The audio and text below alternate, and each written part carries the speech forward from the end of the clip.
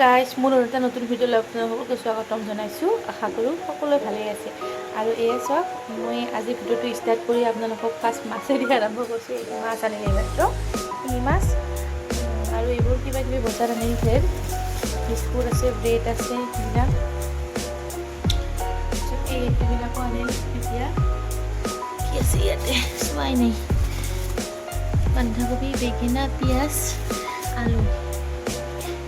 বজাৰ আনিল মাত্ৰ, এই বজাৰকেইটা থোৱাই নাই ভালকৈ। মই এতিয়া বজাৰবোৰ ভালকৈ সামৰি থওঁ, একলগ কৰি থওঁ।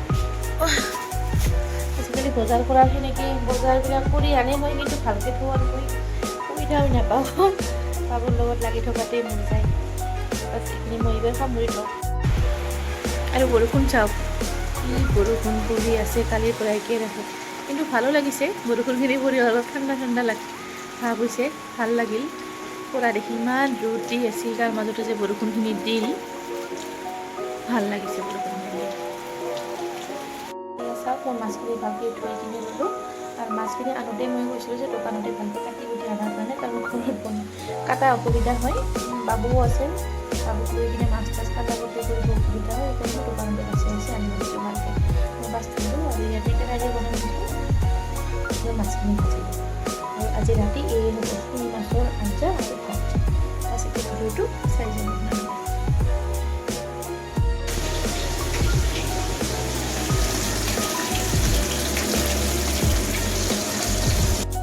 আৰু এই চাওক, মোৰ এইখিনি মাছ হৈ গ'ল ভাজা।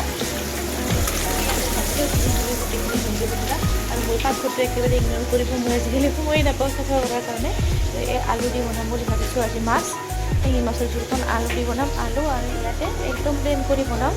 ইমান মছলা নিদিওঁ, পিঁয়াজ আৰু আদা নহৰু এইখিনি তেলে দিম।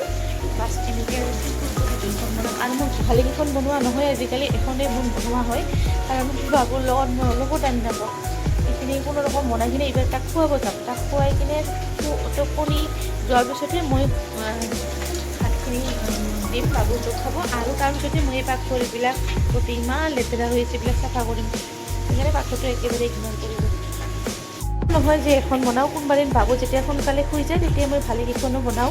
ভালেকেইখন মানে এনে দুখনমান বনাওঁ। আৰু দুপৰীয়া থাকে, দুপৰীয়া বনাওঁ, তাৰ মাজতে বাবুক লৈয়ে বনাওঁ। কিন্তু ৰাতি মই এখনেই বনাওঁ, কাৰণ মোৰ এখনেই বনাব বহুত অসুবিধা হয়, যেতিয়া বনাওঁ। আৰু এই ব্যস্ততাৰ মাজত যে মই এনেকৈ ভিডিঅ'টো বনাইছোঁ, আচলতে ভিডিঅ'টো এইকাৰণে বনাইছোঁ যে মই নেক্সট বছৰ এইখিনি টাইমত মই কি কৰিছিলোঁ, কেনেকৈ কৰিছিলোঁ, বাবুক লৈ কেনেকৈ মেইনটেইন কৰিছিলোঁ কামবিলাক, সেইটো চাব পাৰোঁ। আৰু সেইটোৰ কাৰণে এইবিলাক ভিডিঅ' বনাই থোৱা। নিজৰ এই ভিডিঅ'বিলাক পিছত চাই কিনে কিবা এটা ভাল লাগে। আৰু মানুহ সদায় এনেকৈ ব্যস্ততাত থাকিব লাগে, ব্যস্ততাত থাকিলেহে টাইমো পাছ হয় আৰু মনটোও ভাল লাগি থাকে।